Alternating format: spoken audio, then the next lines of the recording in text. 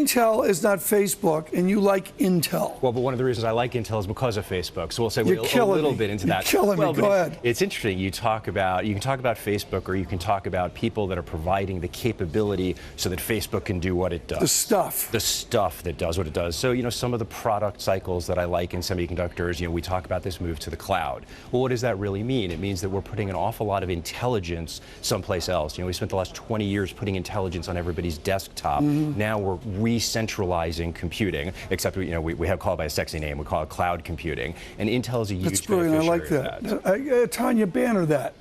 The cloud is re-centralizing. That's a great concept. That's all we're doing. We're going back to Tom Watson. That's exactly right. And we're going back to the days when you would almost work on a dumb terminal. Now, obviously, there's a lot more intelligence than just the dumb terminals.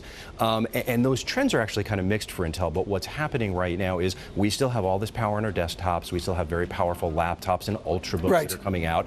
Plus, you're putting a lot more servers in the cloud so we can do computing offline. Let's look at the chart here. Invest in Intel. And I bring this up, I do not own Intel, I'm a small shareholder of IBM, and you can see the move upward in Intel.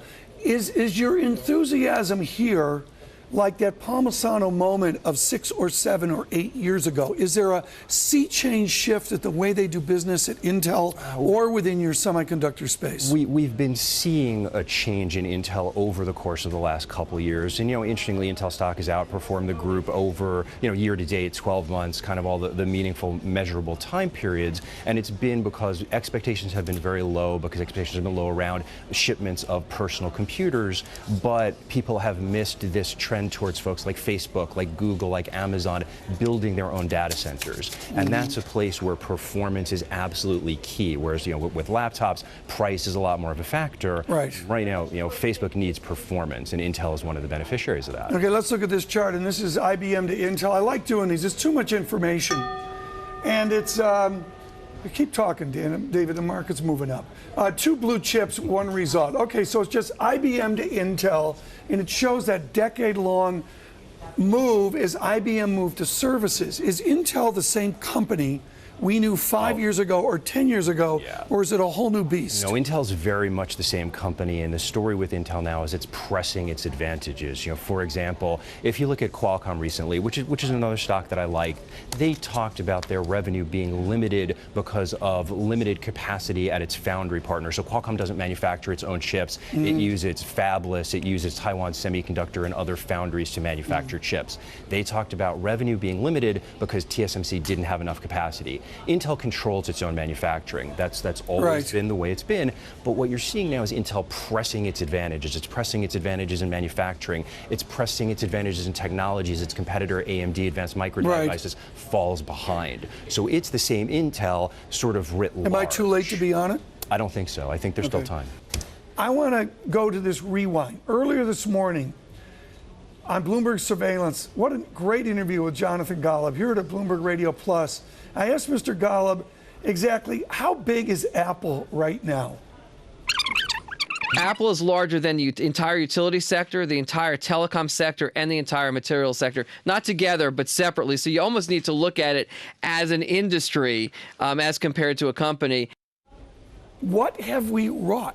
Apple bigger than these 3 sectors. He's exactly right. Apple is an industry. When I talk to folks in the semiconductor supply chain, in the component supply chain, if you're supplying into Apple, you're very happy. If you're supplying into Samsung phones as well, that's the other part of that duopoly there, you're very happy. If you're supplying into anybody else, you're not so happy. Who supplies to Apple?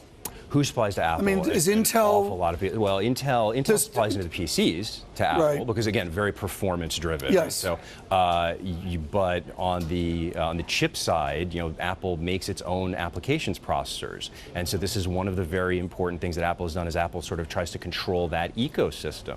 But within this, does Intel go visit Apple in Cupertino? Absolutely. Or does Apple go visit Intel? Oh, Intel goes to visit Apple, I am sure. It's sort of like, we all talk about Walmart in Bentonville, Arkansas. Yeah. Everybody goes down there and, well, we're here. Yeah. Do they have little rooms with doors in Cupertino? I am pretty sure that Intel goes to Apple, and again, Apple is sort of the performance benchmark. Look at Ultrabooks. Ultrabooks are sort of copies of Mac Air. And Apple is the one that sets the trend. Apple is the one that set the trend with the tablets. Apple had the first real smartphone. So Apple is setting the performance bar, and everybody's going to them, trying to get into that, so that as everybody else starts to copy it, they can equal that performance. I'm old enough to remember the big silicon tubes, and they cut the wafers and all That's what they still do. They still do that. They still do that. Who's the leader in the technology? Is it a national ownership of technology? Is it a company that's leading the way? And well, I mean, that kind of research? In technology, in pure research, it's interesting. You still have folks like IBM who are terrible at manufacturing chips, but do very good research. Intel is very much on the leading edge of the technology and the manufacturing, and that's obviously one of their strengths. Samsung does a lot of good basic research with their semiconductor division. And again, it's interesting, you talk about who's a supplier to Apple. Samsung is a supplier to Apple on the chip side, and there's obviously there's this co-competition there going on. Which corporate management uses cash flow as the beacon? Which is the one that genuinely applies the productive theories of cash flow for their shareholders? Well, I think all of the large semiconductor companies do. You look at Qualcomm. Qualcomm has really focused on generating cash flow, and they have huge free cash flow because of the royalty stream. Every time anybody buys an advanced phone, Qualcomm basically rings the register. Gets a check. Absolutely. So Qualcomm generates a lot of free cash flow because of that, and they're trying to apply it not just to return to shareholders in form of a dividend share buyback, but also in terms of more R&D.